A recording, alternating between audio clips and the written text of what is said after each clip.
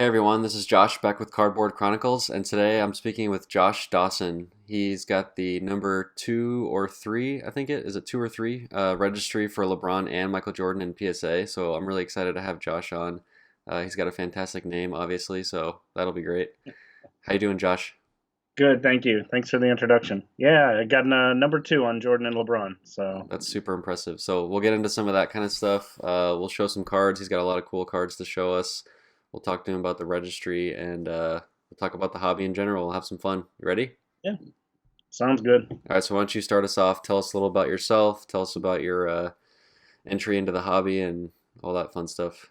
Yeah, I started collecting when I was young. Around 10 years old. Not sure exactly why I started collecting because my parents didn't really collect per se, but mom brought me to different card shows and the national and things like that, and kind of got me into that 1986, 1987 top stuff. And I wanted to build sets and collect sets, and I kind of found it fun just to put all the cards in order on the cardboard table when I was little, and that kind of morphed into wanting to continue to collect cards through grade school and high school. And at some point, I started buying boxes, and then realized that I was buying boxes at the most expensive price possible. So I kind of morphed that into figuring out that most people were getting it from distributors.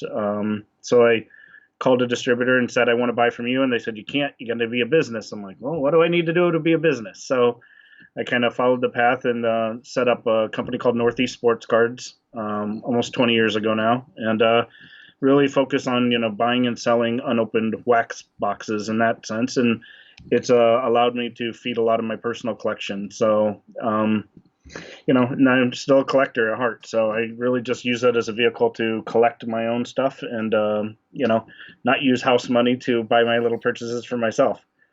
But yeah, I kind of got out of baseball somewhere in the early '90s. I was really excited about baseball and into baseball cards when the home run race was going on with Sosa and McGwire, and growing up in St. Louis, it was such a big deal. And but at some point, I don't know why, I just kind of flipped everything and said I'm gonna kind of get out of baseball and move all my money into basketball. So I don't know, I think it was a combination of Michael Jordan being the best player at the time, and then being in St. Louis, it was the local favorite. It's the closest basketball team to St. Louis. So, Yeah. we drove up just, drove all the way to Chicago, 5.5 hours just to go to his restaurant, and things like that, because it was such a big deal. But yeah, so I kind of got into Michael Jordan, and the rest is history, as they say. So you said you started about 20 years ago and you didn't take any real breaks during that Took time? a break through college. Really didn't buy anything or didn't collect in college at all. I kind of gave up on it after high school, and then I just kind of got drawn back into it. Like most things, and yeah, I got back into it. After college, moved out to New Jersey and on the East Coast, and I've been here ever since. And yeah, kind of got reinvigorated, and Jordan was still playing. And even though he's on the downside of his career, I took friends with me. We went to Washington D.C. to even see him play in a Wizards uniform. So, seeing somebody score 50 at 50 years old, was still impressive. And it was always kind of my childhood, hero in sports. So, it kind of got me back into collecting and wanted, my first autograph card of Michael Jordan or my first jersey of Michael Jordan. And, I've been able to obtain a lot of stuff since then. So, So when did you start getting into LeBron stuff? everyone obviously knew about LeBron in 2002, 2001, maybe even before that. But LeBron, he was touted as the next Michael Jordan, as everyone is. But if you listen to everybody, it's going to be Harold Miner or Penny Hardaway or anybody else, right? Yeah. So, no knock to those guys. They're great players, but they're not Michael Jordan. And, I wasn't bought into all the hype, as most things are hyped way too much now with Otani and baseball and everything else. So for me, I let it ride a few years and kind of really watched him, 2 to 3 years. It got to be about '05, '06 before I really started saying, oh, wow, I really want to collect this guy, because for me, you got to really watch out who you collect. It's not just statistics. It's the person, it's their on court and off court habits. And obviously as much as it's not for me a financial, I don't buy things just to resell them and make money. I buy them for the passion of it. I want to make sure that it's something that will hold value. Absolutely. So yeah, I picked up LeBron stuff in 05, 06, and obviously, tried to go back and get, one or two rookie cards. I don't have a lot of them, but I got one or two key ones, and that's, and since then I have a lot of LeBron cards, but a lot of them more recent years. Yeah. Sounds like you found a nice balance between, protecting your investments and your money and also collecting, what you're passionate about, what you love. Yeah, yeah, I try to. I think everybody has a financial, unless you're ultimately wealthy, everybody has, the financial piece that goes into it, so you can't afford everything. Right. But for me, after Michael Jordan, it was a simple, who am I going to find to replace Michael? Who can I collect now? Because I didn't know if I was going to ever get passionate about somebody again. And LeBron turned out to be kind of that person for me. And, the fact that it kind of emulates everything with MJ from the number on, that was kind of an easy transition for me. Yep. So, All right, so you're kind of teasing some cards here. Why don't you? I know you got a bunch sitting next to you, so why don't you talk about what you collect yeah, specifically, and maybe show some stuff off. sure. Yeah, some of the cards are not the most valuable ones. What I'm trying to, give you a taste of is kind of what I really enjoy and why I collect what the ones the Jordan cards are ones that I just find very fun, and they're ones that give me the most passion about the hobby. So this is the Hot Numbers from '95. It's more of a 3D lenticular card, and I just think it's fun. It's the obviously a fun card. This is the EX cut above. So this card, ultimately it got hard to find, but you could get these at the National for $100 easily. When I bought this, and Oh, you know, um, I bought them way back when. But again, these are just cards I think that are fun. This looks like graffiti. Again, it kind of more of a childhood look, and I just think they're kind of fun cards. This is one of my favorite cards. It's just the colors on it and the picture itself of Jordan. This is one that I'd love to have in PSA. Didn't cross over. I tried, and not willing to downgrade it to get it in a PSA holder. This one I got a long time ago. It's a little bit more rare for those that know cards. It's called a Grand Finale, but it's the only 10, and it's pretty rare because it's numbered out of 50. So that one's a little bit more rare. This is ultimately my favorite card, not my most valuable card by any means, but it's my favorite card made. yes. It's just the Ultra Stars Gold. It's just embossed. It's got a great picture of Jordan, and it's got just a ton of color and shimmer to it. So that's again, I kind of collect what I like more than necessarily for the value. If Otani's rookie cards were $25,000, I don't care. I don't want it. I'd much rather put it into something I really like. Absolutely. This one was a key, kind of fun card because it was all die cut.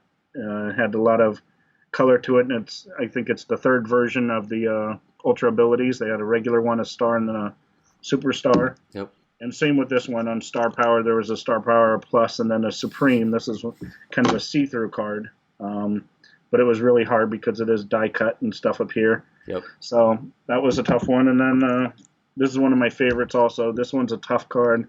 It's they make a fusion, and then they make this one that's numbered out of 40, and it's actually stamped. So this was a tough card, for those that know cards and stuff. And I just love it because it has all these little dots that make up the face, and it's actually see-through. Yeah. So for them to do this, imprint, they started with baseball, I think, and then, just this little laser cutting, I think was so cool at the time. And then some of the other ones I have are, they're not even, necessarily the favorites, but some of the more valuable ones are, autographs and patches. It has like the J in it, from Exquisite. These were ones that I picked up, later in life. I had a little bit more money, and this is a LeBron Jordan auto. Sweet. This is one of my favorite cards just because I bought it when it came out in '06, and I bought it on eBay really cheap. I hate to say, but this one's really rare because it's only numbered out of 4 made. So That's crazy. it's numbered 2 of 4. And again, it has all like 9.5 subgrades, but it did not cross over to PSA. And I'm not willing, obviously, to break it out of a BGS 95 holder. Yeah, that's fantastic. Um, this is one of the exquisite ones. Again, in a BGS holder, but with the zero, the O from Jordan. And then this is one of the autograph patches, from Jordan. That one's so sweet. But I try to get the ones that are two or three colors. But for me, I think it's again, for Jordan, it's more of like what I like than what it's worth. And a lot of these cards weren't worth that much. Again, that EX cut above was $100. Now it's worth a lot more than that. But I just wanted that card. I thought it was cool. It looked like a saw blade, and it was just kind of fun. So some of my cards are not the most valuable cards. Same with baseball. I still kind of collect the two or three key players I grew up with Ken Griffey Jr., Frank Thomas, Mike Piazza, those guys. But nothing high end. I just try to pick up the ones like that I really liked in the mid '90s when I was collecting. So the '93 Finest came out, and then it was just a couple of those insert cards that I really liked. But yeah, so that's kind of the some of the key cards in Jordan. LeBron, same thing. I picked this up when it came out. This is Central Credentials, but it was numbered out of 6, so it's pretty tough to get. I've never even seen one of those, dude. This is LeBron and Kobe, exquisite. And then this is one of my favorites. I got this one again. I think they're pretty prominent at the time in 09, 08, but this one has all the script on it. So Kobe and LeBron writing all the I scored 61 at MSG, and then 2 days later, LeBron scores I scored 52 at MSG on them 2 days later. So I thought that was really cool. Yeah. I got all these got graded myself. I didn't buy them graded. So this one was one of the toughest ones because it has a really crazy patch. The patches are really great. Yep. And, to get a Gem Mint 10 on any exquisite card, I know people that collect know that it's very tough on the thick cards to get really high grades. So that was a 09 number pieces exquisite? Exactly, yeah. So PSA that was 10. a number of pieces. Yep. Jeez. So there's two 10s. I think there's one on eBay right now actually. But yeah, so that's mainly the core stuff, and then my big card is my LeBron rookie. I don't have all the rookies. I don't have the Ultimate Collection, the SPA, the SP Authentic, any of those. But I was fortunate enough to get the rookie patch auto when it came out. So probably a few years later, like in 05, 06, I bought this, got it graded myself, and again, I stuck with PSA. Maybe it's some people tell me it's better in BGS, but I got that graded myself, and I'm happy with an 8. I can't complain. I don't need the 9.5s. Yeah, that's a fantastic card, dude. I don't think you're gonna get any arguments from anybody. No, that's a kind of one of the key pieces. It wasn't. It's funny because 5 years ago, my Michael Jordan regular Fleer rookie card was more valuable than that, and just they're a dime a dozen. But yeah, I mean, what's happened in the league and what's happened with LeBron, it's just soared past everything else. And like a lot of the Jordan inserts, it's just they've all kind of gone up. So I just I keep one of everything. I don't keep a lot of duplicates. If I do, I sell them, and most of the stuff I just have one of. I try to get a Gem Mint 10. If I can't get it, I'll get an 8 or a 9. Some of them are even a 6. But if I can finally upgrade later and I can find a 9 and I have a 6 and I buy it and then sell my 6, and try to get some money back. So what does that LeBron RPA mean to you for the hobby, or like what does it mean to the future of the hobby? I just feel like it's such an important card for the modern era. Yeah, I mean, I think it's like the 52 mantle, right? I mean, the 52 mantle for baseball is kind of like the most recognized card. I don't, everybody knows the Honus Wagner, but that's just the most valuable. But the most recognized card is definitely the 52 mantle, and I think this is the equivalent in basketball. I think it kind of goes back to the whole Jordan LeBron thing, right? So, there's no denying. I mean, I think LeBron's an amazing player. I think he's statistically probably going to beat Jordan in every category. But, and maybe an overall around player better as a player. Not to upset anybody that loves MJ, because I still think Jordan is a better scorer. He'll have more championships at the end of the day. And he transformed the game. I mean, Jordan is just somebody that you can't I don't care who it is. LeBron could score, could get 20 championships. It's not going to surpass what Michael did because it was the early 90s. He was the first one with endorsements, first one with the shoe contract, Yep. first global player. And I think overall, it's just somebody that, became, you know, globally known and brought basketball to a whole new level. Nobody can do that again. It can only be done once. Yep. And, it wasn't that time in technology, history, internet, whatever it is that, Magic Johnson, Larry Bird, and all these other guys, they couldn't have been that guy. Yep.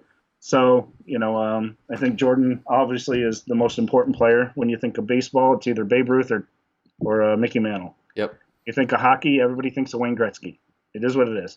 When you think of basketball, it's Michael Jordan. There's no doubt about it. Nobody's going to say anything else. But, for the LeBron, I mean, the Michael Jordan rookie card was in 1986, right? And it's regular Fleer card. It wasn't numbered. It didn't have a patch. It didn't have an autograph. Cards are so different nowadays. When this premium brand came out, and it was expensive at the time, exquisite. I think a lot of people shied away from it because of the cost. Yeah. And then, people were worried about, is it going to hold any value, at those kind of things. So now, obviously, they're tremendously valuable. But to answer your question, the LeBron RPA, I think it's like the 52 mantle. I think it's got nowhere to go but up. It's LeBron's breaking records every day, literally every week and month. And in January, he'll pass Jordan on the scoring list. And I think, long term, he could end up being the number one scorer in history. Yep. And so whether he does or not, or he breaks his leg tomorrow and stops, it doesn't matter. He's been a Hall of Famer for the last 5 years, already. And I just don't see it decreasing in value at all. I think it's one of those you hold on to. And if and when I ever get rid of mine, it'll be for reasons I, desperately need money. But that's kind of when you're a true collector, too. When somebody says, what do you want? And you don't really want to sell it at any price, Absolutely. Yep. So if somebody asks you for, your Anthony Hardaway key card and they're offering you double what it's worth, it's really not about the money. It's really about, can I replace it? Well, in this case, I can't. I can't replace a LeBron RPA. And, they're all held back in collections like mine, and nobody can, they're just not readily available. And beyond that, it's just something that, you're passionate about and you care about. And, if and when the time comes, great. But that's kind of when you're a true collector, I guess, is when you don't want to sell something regardless of the offer, Absolutely, man. Well said. So, all right, let's jump into the registry stuff. So tell me about the PSA registry and sort of like what got you into that and what do you like about it now? yeah, when I started grading cards, I dealt with some, a lot of different companies. I dealt with SGC, which is still around and good. But I dealt with a company called USA, if you remember them, and they were terrible. And I didn't know any better. I was grading cards, and I thought, it's cheaper. Let's go with that option. I kind of gravitated towards PSA because I saw more in magazines, maybe more just public, maybe just more advertising or whatever it may be. Yeah. Obviously, the two key companies now are BGS and PSA by far. And because I started with PSA, I just kind of stuck with it. So a lot of people tell me new cards, go get it graded with BGS. They're worth more. Try to get that, BGS 10. For me, I just stuck with PSA. When I started, collecting more and more cards, I decided that, they started this registry thing.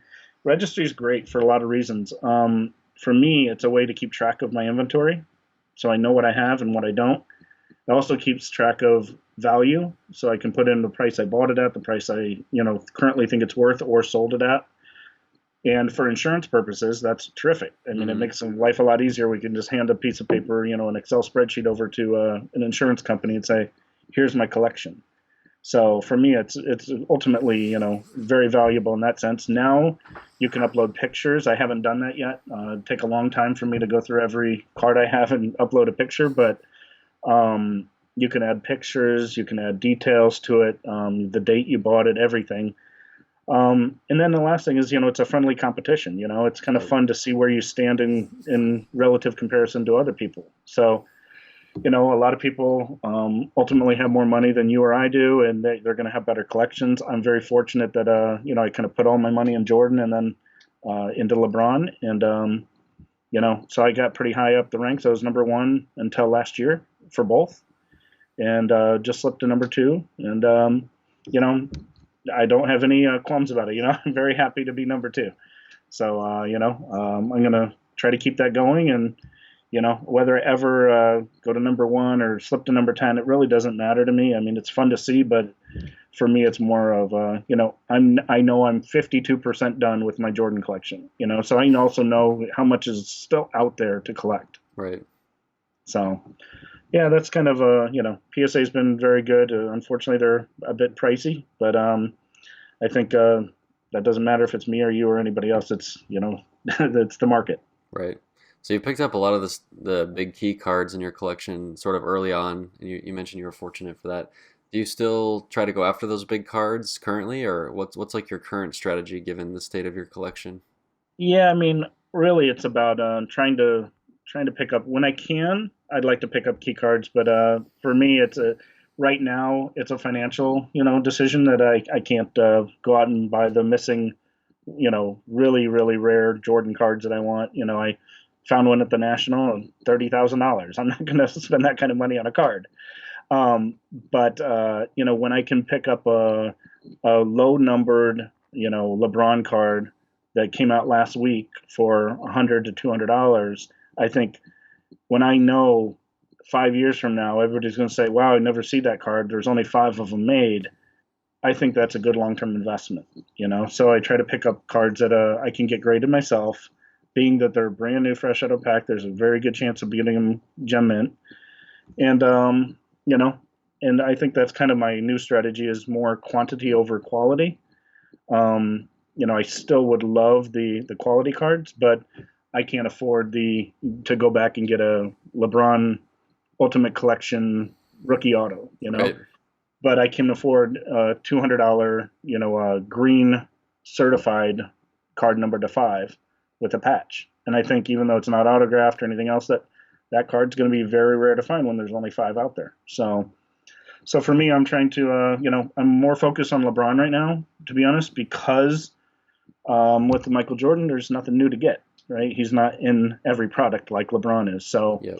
They stopped making Jordan cards other than a couple weird products like Goodwin and stuff where he's golfing. So for me, it's, I try to get the missing cards with Jordan when I can. When I find those rare ones, and I do, I usually can't afford them. So, one or two a year, maybe at the most. I picked up one at the National that I wanted, and it was a Michael Jordan Kobe auto number to 10, but it was the only PSA 10. So that was a big card from SP Authentic. But other than that, I mean, I'm really focused right now on more LeBron, and I think in kind of picking up the cheaper but still rare cards. Sure. Yeah, it's great for my listeners to hear. Like a lot of times we just think, hey, this guy's got this crazy collection because he's just got a ton of money, but that's not always the case, right? Like it's about how you approach it with your. Listen, I've never had a ton of money. I've been very fortunate. Like I said, a lot of my cards, I was just in the right spot at the right time because I bought them all around anywhere from '99 to 2002. Sure. And at that time, although maybe they're expensive, I mean, they weren't even a quarter of what they're worth now. Sure. Right. So things have really gone up, and I've just been fortunate that I kind of collected the right player. I mean, I got lots of friends that collect, put $20,000 into Michael Vick, and look what happened. Yeah. So that's where it goes back to you got to be very selective of who you collect. And I think, most people can agree you can't collect everything. Right. So, it's, I'd rather have one or two players that I really collect than 50 players where I only have their rookie card. Right. Yeah, there's still a lot of opportunity even with current cards, like you said. There's cheaper cards that in the future may be more valuable, and there's always opportunity to buy stuff undervalued. Yeah. Yeah, I think today's hobby is a little bit different, than it used to be also. I could afford to open packs a lot more frequently. Right. So then what's your take on the current state of the hobby, especially in relation to wax and, packs and the sort of gambling side of it? Yeah, I mean, like I said, it's a different world, right? I mean, I used to open packs for 50 cents up to about $3 a pack. It was, I think 93 Finest came out, and I remember it very well. I was at a show, and it was like $5 a pack, and it was like, holy cow, can I really afford that? You know, and now it's really not a kids thing anymore because packs now are anywhere between $5 and $50, make sometimes $100, $200 a pack. So it's not really a kid sport when you're paying that much money, Yeah. right? So I think it's it's very difficult for a kid to be able to open a National Treasures basketball pack when the pack by itself is going to cost you Yeah. $500, right? Yeah. $500. I mean, I can't afford to open that. You can't afford to open that. It's not for everybody, right? So I think it's turned into a little bit more of what I call legalized gambling because I think you either really get a big hit and you get one of the RPAs or you get something else like that, or you don't, and you get really disappointed because that's a lot of money out the door. So when rookie cards like Otani or even new players like a Kuzma or Jason Tatum or somebody like that in basketball, they're already for the key rookie cards and National Treasures or Flawless or $20,000. Yeah. No offense to those guys. I think they're great players. And in the long term, they could be amazing. But $20,000 for a card from somebody brand new, Right. I can't justify that. I couldn't justify that even if I had the money. So for me, probably I could have picked up 20 LeBron rookie cards when it first came out. But I need to kind of see players actually do something where a lot of people prospect and buy into the hype. And, but it's not really a kid sport anymore. I mean, I think there's just a lot of very expensive product coming out with very key, kind of gold nuggets in there that are really hard to find. And, it wasn't like that. When you opened a pack of baseball cards and, or basketball cards in the early 90s, you got 3 rookies of the same guy that was the number 1 rookie in the league, So just a different day and age with patches and autographs and numbered cards and everything else. And I don't dislike it. I just think it's different. I think things are kind of run by case breakers and people that open massive amounts of wax because kids can't afford, that Jason Tatum rookie card. Right. They'll buy into one of the case breaks and they'll try to get a card that way because it's much more affordable. Yeah. What do you think about the sustainability of this long term, especially for the kids? Like in the future of the hobby, are we going to lose a lot of these kids, and are they going to be able to stick with it in the future? Yeah, it's tough. I mean, I think Panini and Topps are making an effort to bring kids back into the hobby and doing some nice promotions and things, whether it's Black Friday or National Baseball Card Trading Day or whatever it is. But obviously the technology is so much different nowadays. Yeah. That even my kids, they want the new PS4 game. They don't really want a card, and if they do want a card, they want a Pokemon card. So my kids getting excited about Michael Jordan cards is not there. But they don't know who he is. They really didn't grow up with him, and Yeah. I'm trying to kind of understand that they love opening things. So all kids, it's fun to open stuff. So I think that's never going to go away. The kind of the thrill of the chase, if you want to call it. But Yeah. but I think it's a different day and age. I don't know that a lot of as many people will collect like we did. But I also think there's a good side to that because when everybody collected and they made millions of cards for everybody in the world in the early 90s, they're all literally worth nothing now Right. because they have no value because they mass produced everything and overproduced everything. So Right. I like the rarity of it, and I think that'll hold value. And I think maybe some people get into it just for the investment side of things. Yeah. So not necessarily worse, just different, I think, is your takeaway. Yeah, I think it's different. I think I'm trying to get my kids in, a little bit involved with just watching sports, and then Yeah. so my son knows who LeBron is, and and that kind of thing. But yeah, but I think it's just different. It's I don't think it's the good thing is there's an upside. I think when we go to the National, and I go every year, there are more and more kids going to the National. Whether they're collecting Legos and not cards, I don't know, but they're always there, and maybe they're just there tagging along with Dad. But I think there's a lot more kids showing up to these things, and I think the one thing that doesn't go away is people always want to meet the athletes. Yeah. I mean, that's really when I said my mom brought me to card shows, that's one of the things that drove me. I've gotten to meet Mickey Mantle, Ted Williams, Muhammad Ali, some really, very infamous people. And I think that's kind of something you can't ever take away is that experience. So I think that's something that really will stick with kids and hopefully keep them coming to the hobby. Yeah. Well, this has been fantastic. Why don't you give everyone a look at the jersey behind you? We all want to see the one right Uh, behind you. yeah, so it's kind of a set. It's North Carolina, the Bulls, and the Wizards. Awesome. So they kind of got a matching set. So I actually saw that at the National in 2002, Uh-huh. and I never owned a Jordan jersey, and they kind of came as a set. They sold them as a set from Upper Deck, and yeah, I was very fortunate that I was able to buy the. I couldn't afford them framed, so I bought them and then waited a few years and then got them framed, and kind of had a match. But yeah, I got the whole set, and since then I've gotten a couple other UDA pieces and things. So kind of gotten lucky in that sense. But yeah, my first Michael Jordan rookie card, it was a 9, and I loved it. And I'll never sell it. I don't care what it's worth, just because it's my first Michael Jordan rookie card, Right.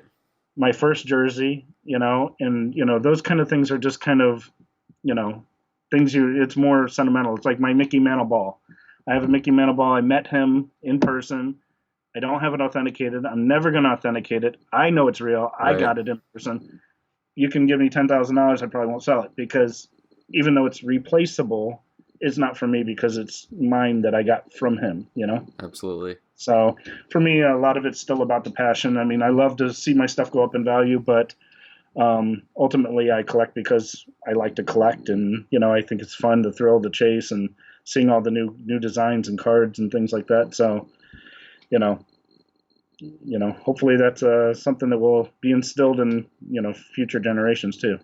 Yeah, man, this was fantastic. I really enjoyed it, and I loved your insight into the hobby and all of your passion that you show for the hobby. So keep that up, and Yeah. we'll talk another time. Thank you very much, Josh. Appreciate it. See ya.